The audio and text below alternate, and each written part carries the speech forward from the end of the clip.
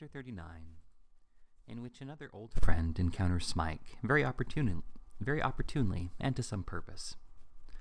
The night, fraught with so much bitterness to one poor soul, had given place to a bright and cloudless summer morning, when a north country mail coach traversed with cheerful noise the yet silent streets of Islington, and giving brisk note of his approach, with the lively winding of the guard's horn, clattered onward to its halting place hard by the post office.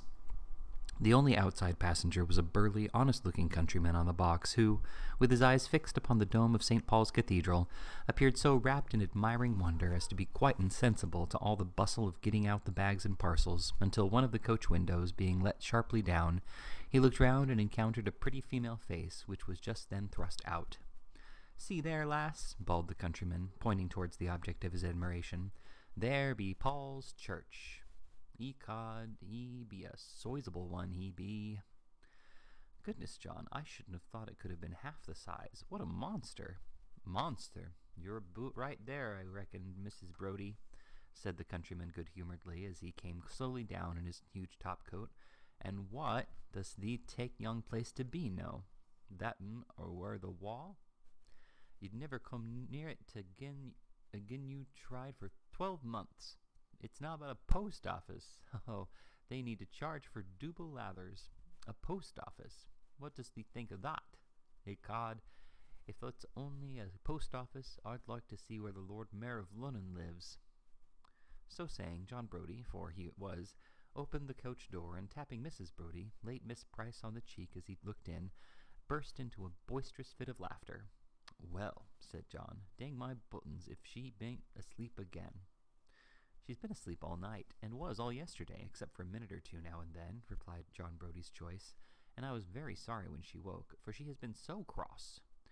The subject of these remarks was a slumbering figure, so muffled in shawl and cloak that it would have been a matter of impossibility to guess at its sex but for a brown beaver bonnet and green veil which ornamented the head, and which, having been crushed and flattened for 250 miles in that particular angle of the vehicle from which the lady's snores now proceeded, presented an appearance sufficiently ludicrous to have moved less risible muscles than those of John Brodie's ruddy face.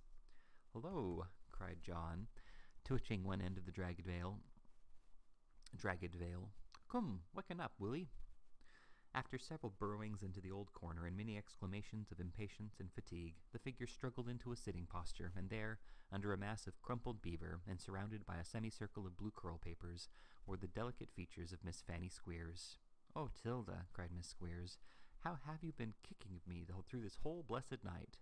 "Well, I do like that," replied her friend, laughing, "when you have had nearly the whole coach to yourself." "Don't deny it, Tilda," said Miss Squeers impressively, "because you have, and it's no use to go attempting to say you haven't. You mightn't have known it in your sleep, Tilda, but I haven't closed my eyes for a single wink, and so I think I am to be believed." With which reply Miss Squeers adjusted the bonnet and veil, which nothing but supernatural interference and an utter suspension of nature's laws could have reduced to any shape or form, and evidently flattering herself that it looked uncommonly neat, brushed off the sandwich crumbs and bits of biscuit which had accumulated in her lap, and availing herself of John Brodie's proffered arm, descended from the coach. "Noo," said John, when a hackney coach had been called and the ladies and the luggage hurried in, "ging to the Sarah's Head, mun?" To the where?" cried the coachman. "Goodness, Brodie," interrupted Miss Squeers, "the idea! Saracen's Head." "Surely," said John, who replied, "I knowed it was something about Sarah's son's head. Dost thou know that?" "Oh, I know that," replied the coachman gruffly as he banged the door. "Tilda, dear, really," remonstrated Miss Squeers, "we shall be taken for I don't know what." "Let them take us as they found us," said John Brodie. "We don't come London to do naught but enjoy ourselves, do we?" "I hope not, Miss Brodie," replied Miss Squeers, looking singularly dismal. "Well then," said John, "it's no matter. I've only been a married man 4 days, account of poor old Featherdean, and putting it off. Here be a wedding party, bride and bridesmaid, and the groom. If a man don't enjoy himself noo, when ought he, eh? Drat it all, that's what I want to know." So in order that he might begin to enjoy himself at once and lose no time, Mr. Brodie gave his wife a hearty kiss, and succeeded in wresting another from Miss Squeers, after a maidenly resistance of scratching and struggling on the part of that young lady, which was not quite over when they reached the Saracen's Head. Here the party straightway retired to rest, the refreshment of sleep being necessary after so long a journey, and here they met again about noon, to a substantial breakfast, spread by direction of Mr. John Brody, in a small private room upstairs, commanding an uninterrupted view of the stables. To have seen Miss Squeers now, divested of the brown beaver, the green veil, and the blue curl papers, and arrayed in all the virgin splendor of a white frock and spencer, with a white muslin bonnet and an imitative damask rose in full bloom on the inside thereof, her luxuriant crop of hair arranged in curls so tight that it was impossible they could come out by any accident, and her bonnet cap trimmed with little damask roses, which might be supposed to be so many promising scions of the big rose. To have seen all this, and to have seen the broad damask belt, matching both the family rose and the little roses, which encircled her slender waist, and by a happy ingenuity took off from the shortness of the spencer behind, to have beheld all this, and to have taken further into account the coral bracelets, rather short of beads, and with a very visible black string, which clasped her wrists, and the coral necklace which rested on her neck, supporting outside her frock a lonely cornelian heart, typical of her own disengaged affections, to have contemplated all these mute but expressive appeals to the purest feelings of our nature, might have thawed the frost of age and added new and an inextinguishable fuel to the fire of youth. The waiter was touched. Waiter as he was, he had human passions and feelings, and he looked very hard at Miss Squeers as he handed the muffins. "Is my pa in? Do you know?" asked Miss Squeers with dignity. "Beg your pardon, miss?" "My pa," repeated Miss Squeers. "Is he in?" "In where, miss?" "In here, in the house," replied Miss Squeers. "My pa, Mr. Wackford Squeers, he's stopping here. Is he at home?" "I don't know there was any gentleman of that name in the house, miss," replied the waiter. "There may be, in the coffee-room." May be. Very pretty this indeed. Here was Miss Squeers, who had been depending all the way to London upon showing her friends how much at home she would be, and how much respectful notice her name and connections would excite, told that her father might be there. "As if he was a feller," observed Miss Squeers, with emphatic indignation. "You better inquire, man," said John Brody, "and hand up that another pigeon pie, will ye?" "Dang the chap," muttered John, looking into the empty dish as the waiter retired. "Does he call this a pie? 3 young pigeons and a trifling matter of steak, and a crust so light that you don't know when it's in your mouth and when it's gone? I wonder how many pies goes to a breakfast." After a short interval, which John Brody employed upon the ham and a cold round of beef, the waiter returned with another pie, and the information that Mr. Squeers was not stopping in the house, but that he came there every day, and that directly he arrived he should be shown upstairs. With this he retired, and he had not retired 2 minutes when he returned with Mr. Squeers and his hopeful son. "Why, who'd have thought of this?" said Mr. Squeers, when he had saluted the party and received some private family intelligence from his daughter. "Who indeed, pa?" replied that young lady spitefully. "But you see 'Tilda is married at last."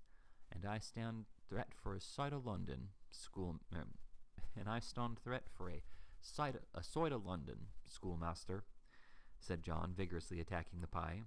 "One of them things that young men do when they get married," returned Squeers, "and as runs through with their money like nothing at all. How much better wouldn't it be now to save it up for the education of any little boys, for instance? They come on ye," said Mr. Squeers in a moralizing way, "before you're aware of it. Mine did upon me." "Will 'ee pick a bit?" said John. "I won't myself," returned Squeers, "but if you'll just let little Wackford tuck into something fat, I'll be obliged to you. Give it him in his fingers, else the waiter charges it on, and there's a lot of profit on this sort of victuals without that. If you hear the waiter coming, sir, shove it in your pocket and look out of the window. Do you hear?" "I'm awake, father," replied the dutiful Wackford. "Well," said Squeers, turning to his daughter, "it's your turn to be married next. You must make haste." "Oh, I'm in no hurry," said Miss Squeers very sharply. "No, Fanny?" cried her old friend with some archness. "No, 'Tilda," replied Miss Squeers, shaking her head vehemently. "I can wait." So can the young men, it seems, Fanny," observed Mrs. Brody. "They ain't drawn into it by me, 'Tilda," retorted Miss Squeers. "No," returned her friend, "that's exceedingly true." The sarcastic tone of this reply might have provoked a rather acrimonious retort from Miss Squeers, who, besides being of a constitutionally vicious temper, aggravated just now by travel and recent jolting, was somewhat irritated by old recollections and the failure of her own designs upon Mr. Brody, and the acrimonious retort might have led to a great many other retorts, which might have led to goodness knows what, if the subject of conversation had not been at that precise moment accidentally changed by Mr. Squeers himself. "What do you think?" said the gentleman. "Who do you suppose we have laid hands on, Wackford and me?" "Pa, not Mr. Miss Squeers was unable to finish the sentence, but Mrs. Brody did it for her, and added, "Nickleby?" No, said Squeers, but next door to him, though. Oh, you can't mean Smike, cried Miss Squeers, clapping her hands. Yes, I can, though, rejoined her father. I've got him, hard and fast. What? Exclaimed John Brody, pushing away his plate. Got that poor dang scoundrel? Where? Why, in the top back room at my lodging, replied Squeers, with him on one side and the key on the other. At thy lodging? They's gotten him at thy lodging? Ho, ho! The schoolmaster again, all England. Give us thy hand, man. I'm darned, but I must shake thee by the hand for that. Gotten him at thy lodging? Yes, replied Squeers, staggering in his chair under the congratulatory blow on the chest which the stout Yorkshireman had dealt him. Thank ye. Don't do it again. You mean it kindly, I know, but it hurts rather. Yes, there he is. That's not so bad, is it? Bad? Repeated John Brody. It's enough to scare a man to hear tell on. I thought it would surprise you a bit, said Squeers, rubbing his hands. It was pretty neatly done, and pretty quick, too. Oh, were it? Inquired John, sitting down close to him. Tell us all about it, man. Come, quick. Although he could not keep pace with John Brody's impatience, Mr. Squeers related the lucky chance by which Smike had fallen into his hands as quickly as he could, and except when he was interrupted by the admiring remarks of his auditors, paused not in the recital until he had brought it to an end. For fear he should give me the slip by any chance, observed Squeers when he had finished, looking very cunning, I've taken 3 outsides for tomorrow morning, for Wackford and him and me, and have arranged to leave the accounts and the new boys to the agent, don't you see? So it's very lucky you came today, or you'd have missed us. And as it is, unless you could come in tea with me tonight, we shan't see anything more of you before we go away. Don't say another word, returned the Yorkshireman, shaking him by the hand. We'd come if it was 20 mile. No, would you, though? Returned Mr. Squeers, who had not expected quite such a ready acceptance of his invitation, or he would have considered twice before he gave it. John Brody's only reply was another squeeze of the hand, and an assurance that they would not begin to see London till tomorrow, so that they might be at Mr. Snawley's at 6 o'clock without fail, and after some further conversation, Mr. Squeers and his son departed. During the remainder of the day, Mr. Brody was in a very odd and excitable state, bursting occasionally into an explosion of laughter, and then taking up his hat and running into the coachyard to have it out by himself. He was very restless, too, constantly walking in and out and snapping his fingers and dancing scraps of uncouth country dances, and in short, conducting himself in such a very extraordinary manner that Miss Squeers opined that he was going mad, and begging her dear Tilda not to distress herself, communicated her suspicions in so many words. Mrs. Brody, however, without discovering any great alarm, observed that she had seen him so once before, and that although he was almost sure to be ill after it would not be anything very serious, and therefore he was better left alone. The result proved to be perfectly correct, for while they were all still sitting in Mr. Snawley's parlor that night, and just as it was beginning to get dusk, John Brody was taken so ill and seized with such an alarming dizziness in the head that the whole company was thrown into the utmost consternation. His good lady, indeed, was the only person present who retained presence of mind enough to observe that if he were allowed to lie down on Mr. Squeers's bed for an hour or so, and left entirely to himself, he would be sure to recover again almost as quickly as he had taken ill. Nobody could refuse to try the effect of so reasonable a proposal before sending for a surgeon. Accordingly, John was supported upstairs with great difficulty, being a monstrous weight, and regularly tumbling down 2 steps every time they hoisted him up 3, and being laid on the bed was left in charge of his wife, who, after a short interval, reappeared in the parlor with the gratifying intelligence that he had fallen fast asleep. Now the fact was that at that particular moment John Brody was sitting on the bed with the reddest face ever seen, cramming the corner of the pillow into his mouth to prevent his roaring out loud with laughter.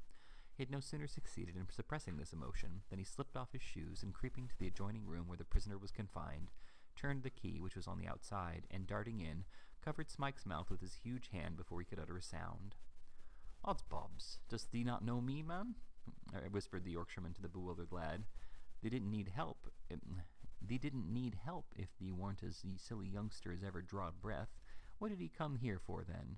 He brought me, cried Smike. Brought thee? Replied John. Why, didn't he punch his head, or lay thee self down and kick and squeal out for the police? I'd a looked a dozen such as him when I was as young as thee. But thou beest a poor broken down chap, said John sadly. And God forgive me for bragging over yon one of his weakest creatures. Smike opened his mouth to speak, but John Brody stopped him. Stand still, said the Yorkshireman, and don't speak a morsel of talk till I tell thee. With this caution, John Brody shook his head significantly, and drawing a screwdriver from his pocket, took off the box of the lock with a very deliberate and workmanlike manner, and laid it, together with the implement, on the floor. See that, said John. That be thy doing. No, Good away. Smike looked vacantly at him as if unable to comprehend his meaning. I say, good away, repeated John hastily. Dost thee know where thee livest? Thee dost? Well, are yon thy clothes, or schoolmaster's? Mine, replied Smike, as the Yorkshireman hurried to him to the adjoining room and pointed out a pair of shoes and a coat which were lying on a chair. On with them, said John, forcing the wrong arm into the wrong sleeve and winding the tails of the coat round the fugitive's neck. Nah, follow me, and when thou goest outside door, turn to the right, and they won't see thee pass. But he'll hear me shut the door, replied Smike, trembling from head to foot. And don't shut it at all, retorted John Brody. Dang it, thee bound to be feared of schoolmaster taking cold, I hope. No, said Smike, his teeth chattering in his head, but he brought me back before. He will again. He will indeed. He will, replied John impatiently. He won't. Look'ee, I want to do this neighbourly like, and let them think thee's gotten away of theeself. But if he comes out of that parlour whilst there's clearing off, he might have mercy on his own bones, but I won't. If he finds it out, soon after, I'll put on a wrong scent, I warranty. But if thou keepest a good heart, they'll be at home before they knowest thou's gotten off. Now come. Smike, who comprehended just enough of this to know that it was intended as encouragement, prepared to follow with tottering steps when John whispered in his ear, Just tell young master that I'm sploiced to Tilly Price, and to be heard on to the Saracen by ladder, and that I bain't be jealous of un. Dang it, I'm like to burst when I think of that night. I think I see un now, a pounding away at the thin bread and butter. It was rather a ticklish recollection for John just then, for he was within an ace of breaking out into a loud guffaw. Restraining himself, however, just in time by great effort, he glided downstairs, hauling Smike behind him, and placing himself close to the parlour door to confront the first person that might come out. Signed to him to make off. Having got so far, Smike needed no second bidding. Opening the house door gently, and casting a look of mingled gratitude and terror at his deliverer, he took the direction which had been indicated to him, and sped away like the wind. The Yorkshireman remained on his post for a few minutes, but finding that there was no pause in the conversation inside, crept back again unheard, and stood listening over the stair-rail for a full hour.